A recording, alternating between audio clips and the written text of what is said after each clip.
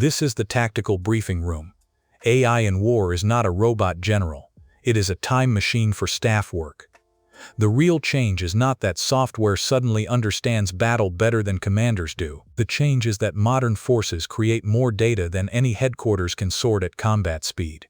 Satellites, drones, radar tracks, electronic intercepts, sonar contacts, logistics dashboards, maintenance alerts, cyber warnings, and battlefield reports can arrive at the same time.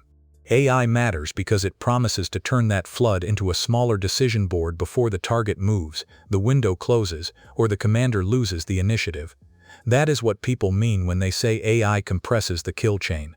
The kill chain is not one button, it is a chain of work. A force has to detect something, understand what it is, decide whether it matters, assign a response, act, and then confirm what happened. Every stage creates delay. Data has to move, people have to compare reports, commanders have to judge urgency, legality, risk, and priority. Units have to receive tasking, then the force has to learn whether the result was real. AI does not erase those stages, it changes how much time gets trapped inside them. The first stage is detection. Modern detection is no longer just a radar operator watching a screen. A ship, aircraft, drone, satellite, ground unit, cyber team, and logistics cell may all be seeing fragments of the same event. One sensor may see movement, another may hear an emitter, another may notice heat, another may detect a route change, another may flag a sudden shortage in the supply system. Each fragment is weak by itself. Together, they may describe a threat, an opportunity, or a deception attempt. This is where fusion matters. Fusion is the attempt to connect fragments without pretending they are more certain than they are. One drone image can be misleading. One radar return can be weather, clutter, or a civilian object. One intercepted message can be old, fake, or misunderstood. But if several streams point to the same time, location, behavior, and pattern, confidence can rise faster. AI is useful because it can compare more fragments than a human team can review manually in the same window. The value is not magic prediction. The value is faster, disciplined confidence. The second stage is identification. Detection tells a force that something is there. Identification asks what it is not, and how confident the system should be. That difference matters. A vehicle is not automatically a launcher. A heat signature is not automatically a command post. A network anomaly is not automatically an attack. AI can help rank possibilities, but it can also hide uncertainty behind a clean-looking label. A serious command system should show confidence, doubt, and competing explanations. If it only shows a label, it can make a guess look like a fact. That is why the word compression is important. Compression is not the same as certainty. It means the system reduces the amount of raw material a commander must personally inspect. It can cluster similar reports, remove duplicates, flag contradictions, rank possible threats, and show where the picture has changed. But compression always throws something away. The danger is that the discarded detail may be the detail that mattered. A good military AI system does not only produce an answer, it preserves the trail of why that answer appeared, what data supported it, and where the gaps still are. The 2023 U.S. Defense AI Adoption Strategy made this point indirectly by focusing on decision advantage. The purpose was not to celebrate algorithms for their own sake. The purpose was to improve the speed and quality of decisions. The strategy named several outcomes that matter here: better battle space awareness, adaptive force planning, resilient sustainment, and fast, precise, resilient kill chains. That phrase is important. It links AI to the chain of sensing, deciding, acting, and learning. It also admits that the chain must be resilient, not just fast. Speed without resilience is a trap. A system that works only when networks are clean, data is well labeled, and the adversary is passive, is not a warfighting system. It is a demonstration. Real combat brings noise, missing data, jammed links, spoofed signatures, damaged sensors, stressed operators, and deliberate deception. AI can make sense of a flood, but it can also turn bad inputs into confident outputs. If the data is dirty, the model does not become wise. It becomes a fast amplifier for whatever error entered the system. This is the first hard truth about AI and the kill chain. The model is not the foundation. The data layer is the foundation.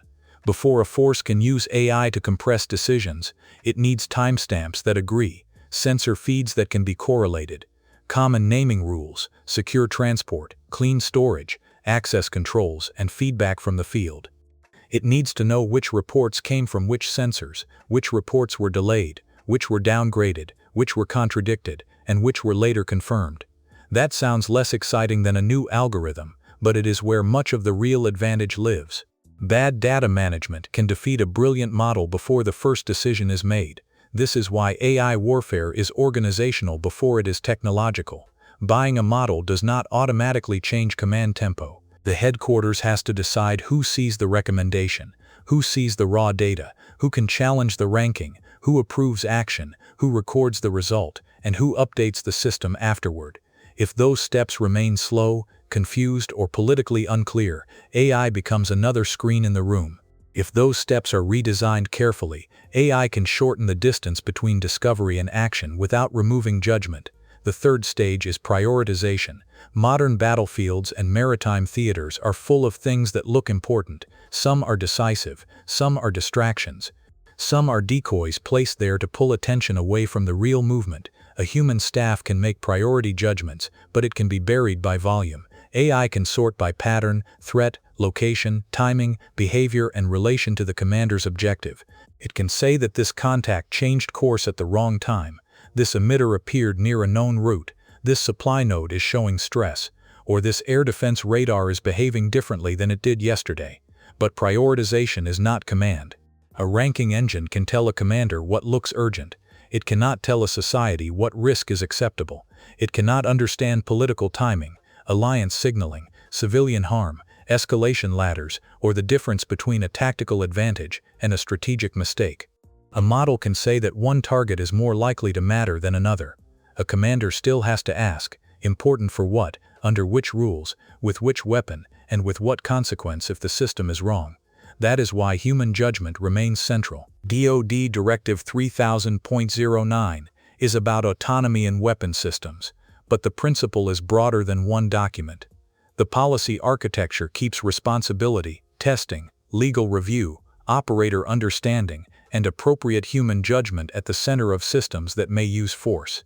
That matters because the kill chain is not just a technical workflow, it is a legal and political workflow. The machine can accelerate information, it does not carry responsibility for the decision. This creates a new bottleneck. In older command systems, humans were often the bottleneck because they could not process enough information quickly enough. In AI-assisted systems, humans can become the bottleneck because authority and judgment still sit above the model. That is not a failure, that is the point.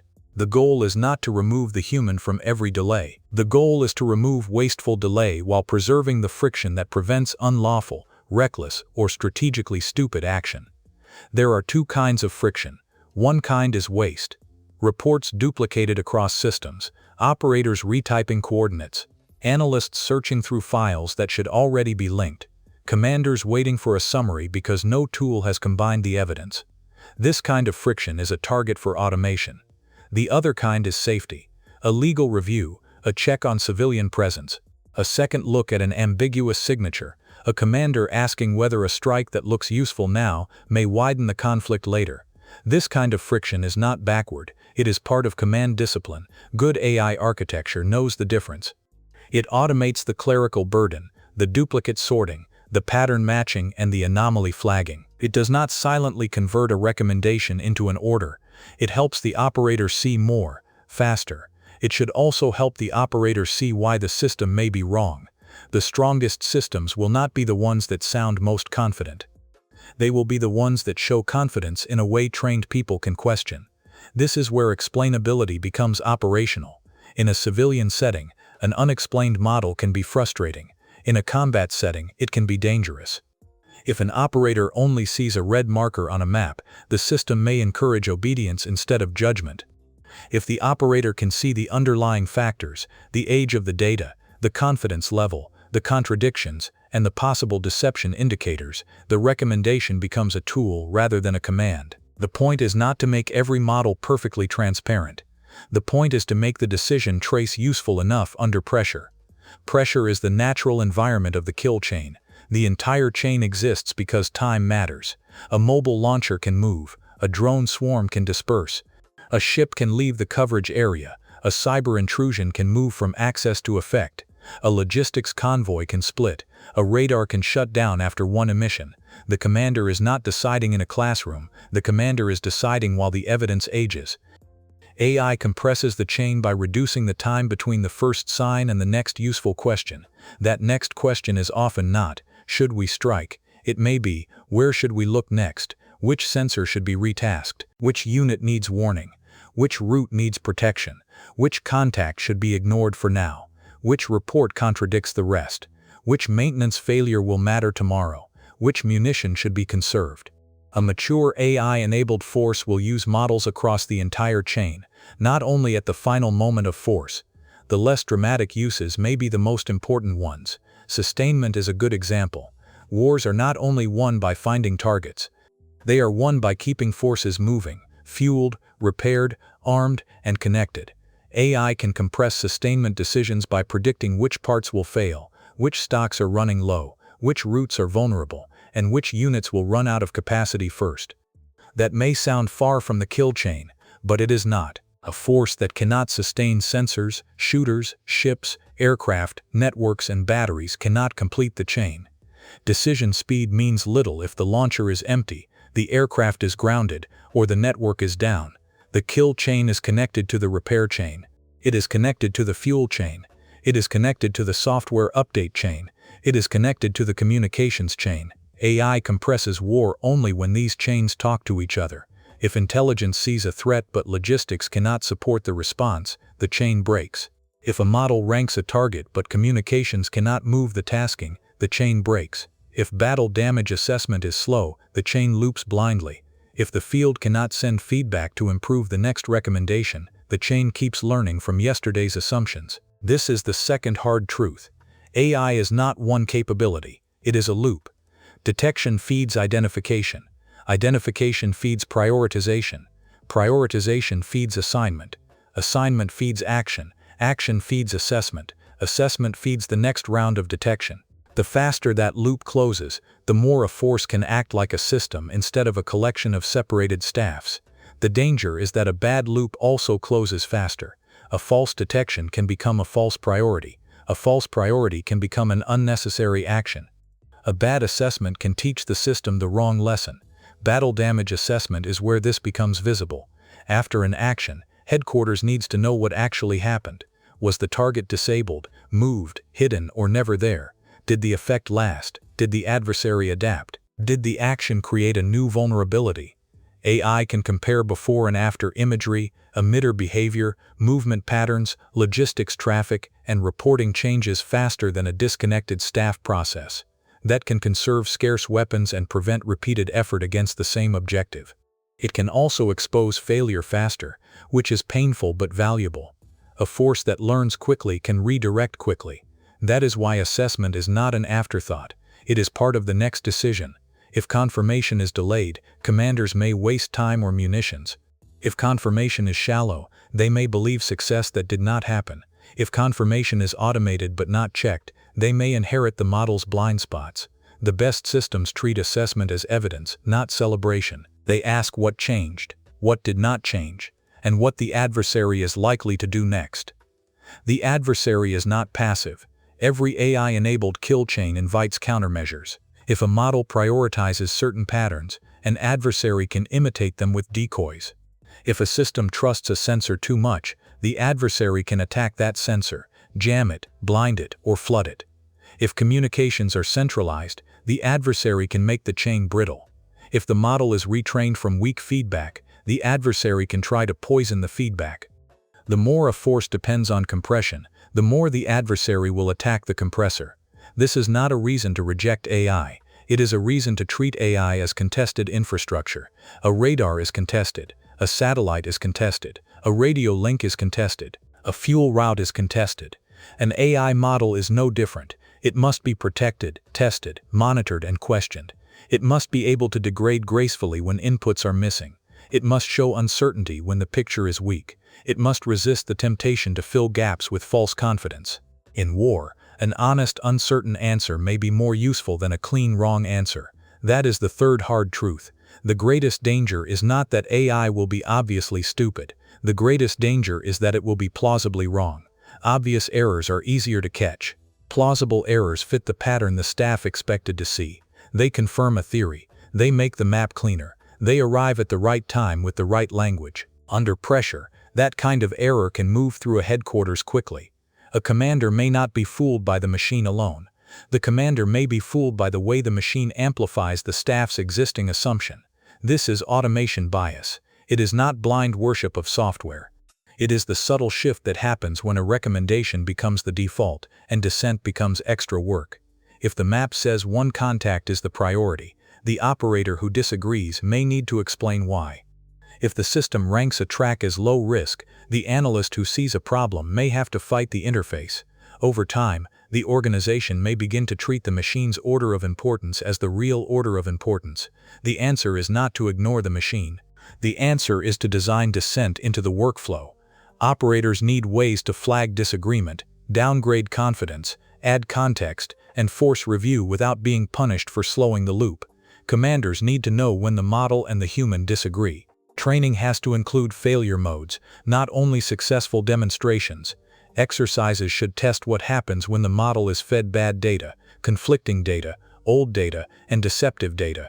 A system that only looks good in a clean test is not ready for a dirty fight. Testing is not paperwork here. It is a warfighting requirement.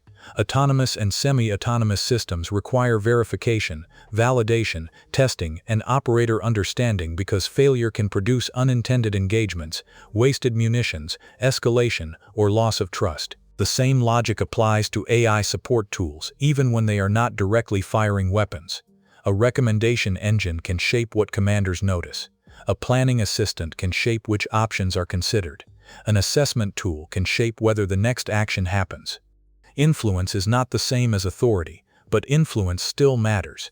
This is why AI adoption is not only a technology race, it is a discipline race.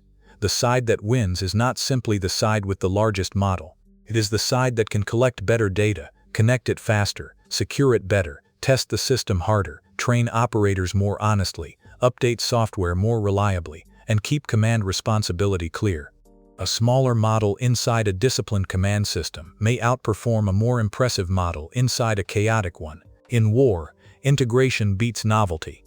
The communications layer decides whether integration survives contact.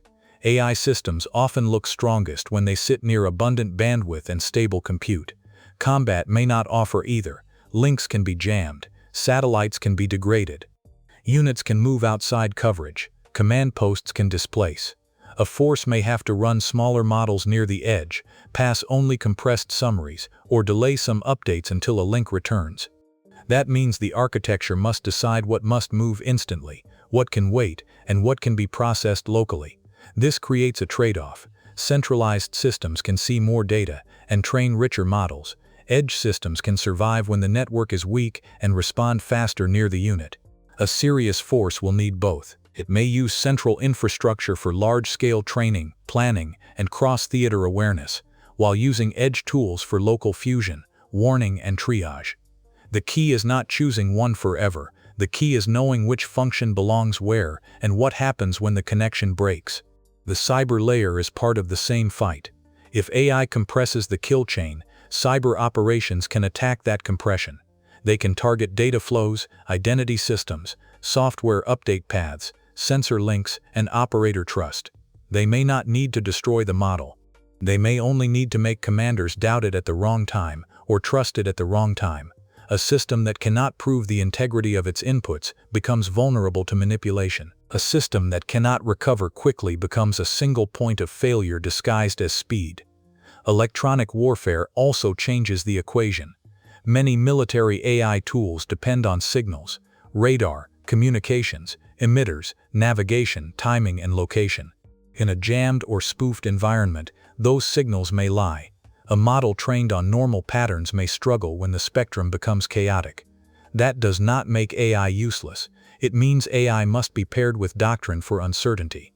The system should be able to say, confidence is falling because the inputs are degraded. It should not pretend the environment is clean when the environment is actively hostile. This is where human-machine teaming becomes real. The phrase can sound soft, but the problem is concrete. The human brings judgment, context, legal responsibility, strategic awareness, and skepticism. The machine brings speed, memory, pattern comparison, and tireless sorting. The team works only when each side is used for what it does well. If humans are forced to inspect everything manually, the chain stays slow. If machines are allowed to convert uncertainty into command pressure, the chain becomes dangerous. The design problem is to put the right burden in the right lane. The most important interface may be the warning that says, "Do not trust me too much." A useful AI tool should tell operators when the data is old, when the sensors disagree, when the confidence is low, when a pattern is outside training experience, and when the recommendation depends heavily on one fragile input. That kind of warning does not weaken the tool. It makes the tool usable under pressure. Commanders do not need an oracle. They need a decision aid that knows the difference between a strong picture and a thin one. There is also a tempo problem. If one force compresses its kill chain and the other does not, the slower force may feel pressure to delegate more authority just to keep pace. That pressure can be dangerous. A race for speed can become a race to remove safeguards. The smarter path is not to remove every human decision. It is to predefine which decisions can be accelerated safely, which require explicit review, and which must remain slow because the consequences are strategic. Some decisions should be fast. A warning that a drone is approaching a protected base. A maintenance alert that keeps an aircraft from launching with a known fault. A route recommendation that avoids a damaged bridge. A signal that multiple sensors are describing the same moving object. These are areas where speed can save lives and preserve options. Some decisions should resist speed, an ambiguous strike in a crowded area, a target with political sensitivity, a cross-border action, a cyber effect that may spread beyond the intended system, an engagement where the signature is weak or the adversary has strong reason to deceive. In these cases, the delay is not necessarily failure. The delay is part of command. This distinction will shape future doctrine. The question will not be whether AI is allowed in war. It already is entering the workflow. The question is where it sits, what it can recommend, what it can never do alone, who can override it, how the override is recorded, and how the organization learns from mistakes. Doctrine must define the relationship between speed and authority. Without that, software can change the tempo faster than the institution can absorb. This is why AI can make a headquarters both stronger and more fragile. It can make the headquarters stronger by reducing overload, exposing patterns, linking separated facts, and closing feedback loops. It can make the headquarters fragile if too many decisions depend on one model, one network, one data format, or one assumption about how the adversary behaves. A brittle fast system may outperform a slow system for a while. Then, when it breaks, it may fail across the entire chain. Resilience means keeping alternatives alive. Manual review cannot disappear. Human reporting cannot disappear. Independent sensors cannot disappear. Red teams cannot disappear. Older communications paths cannot disappear. The point of AI is not to burn down every old method. The point is to accelerate the parts of the system that benefit from acceleration while keeping fallback paths for the moments when the accelerated path is attacked. The economics matter too. Modern precision weapons are expensive, sensors are expensive, aircraft hours are expensive. Missiles are finite. A compressed kill chain can help conserve weapons by improving prioritization and assessment. If a force can identify which target matters most, avoid wasting munitions on decoys, and confirm results quickly, it can stretch scarce inventory. But if the system is fooled, the same speed can burn through weapons faster. AI does not automatically make war cheaper. It can make waste faster unless assessment is strong. There is a training burden hidden inside that point. Operators must learn not only how to use the tool, but how the tool fails. They need to practice with bad data, missing sensors, spoofed signals, outdated maps, and contradictory reports. They need to see examples where the top recommendation is wrong, and a lower-ranked contact matters more. They need permission to challenge the interface. A force that trains only on the clean version of AI will meet the real version for the first time in combat, which is too late. The command culture matters as much as the model. If officers are rewarded only for speed, they may trust the machine too much. If they are punished for overriding recommendations, they will stop overriding them. If analysts are ignored when they challenge rankings, dissent will disappear. If after-action reviews celebrate only successful compression and ignore near misses, the organization will learn the wrong lesson. AI adoption changes incentives. Those incentives have to be managed deliberately. There is also an alliance problem.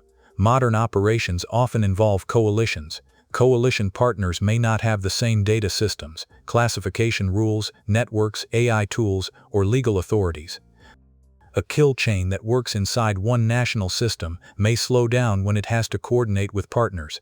AI can help summarize and share what is shareable, but it can also create new gaps if allies cannot see the basis for a recommendation. Decision advantage in a coalition depends on trust between systems as well as trust between commanders. That trust cannot be improvised at the moment of crisis. It has to be built through standards, exercises, shared procedures, and clear rules for what data can move.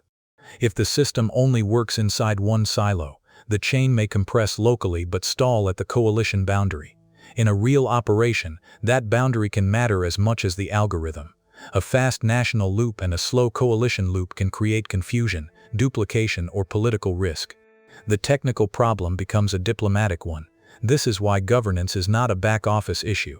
Governance decides who owns the model, who approves changes, who monitors performance, who investigates failures, and who decides when a system should be paused. In a commercial setting, weak governance may produce bad business decisions.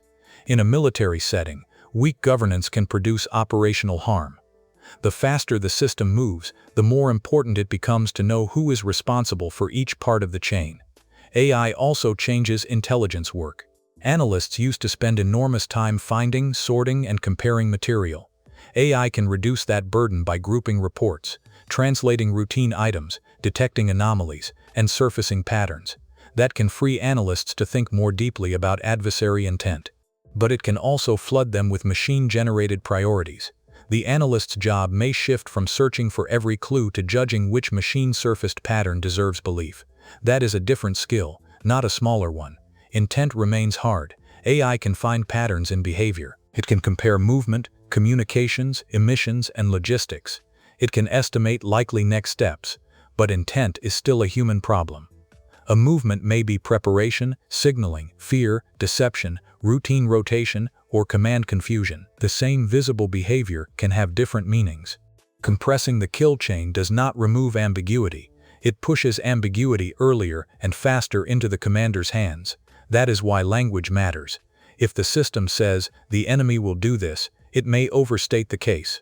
If it says, "this pattern is consistent with these possibilities," it preserves judgment. Military AI tools should be careful with confidence language. A commander needs to know whether the system is reporting a detected fact, an inferred pattern, or a forecast. Confusing those categories can make the chain faster and worse at the same time. The future kill chain will likely be layered. At the bottom, sensors collect fragments. Above that, fusion tools correlate them. Above that, models rank and explain possible meanings. Above that, planning tools compare options. Above that, commanders choose within rules and strategy. After action, assessment tools feed lessons back into the system. The chain becomes less like a straight line and more like a nervous system. It senses, filters, reacts, and learns, but a nervous system can panic.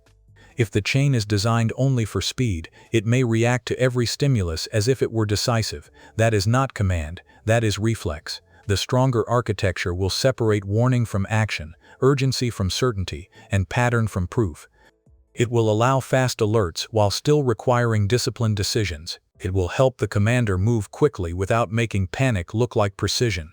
This is the central tension of AI warfare. The side that moves too slowly may lose the initiative. The side that moves too quickly on bad information may lose control. The advantage is not speed alone.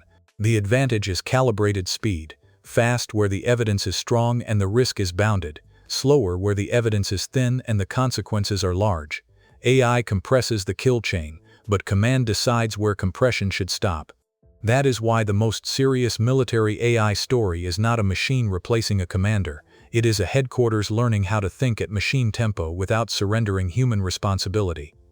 The first layer is the sensor flood, the second layer is fusion, the third layer is prioritization, the fourth layer is human authority, the fifth layer is assessment, the sixth layer is learning.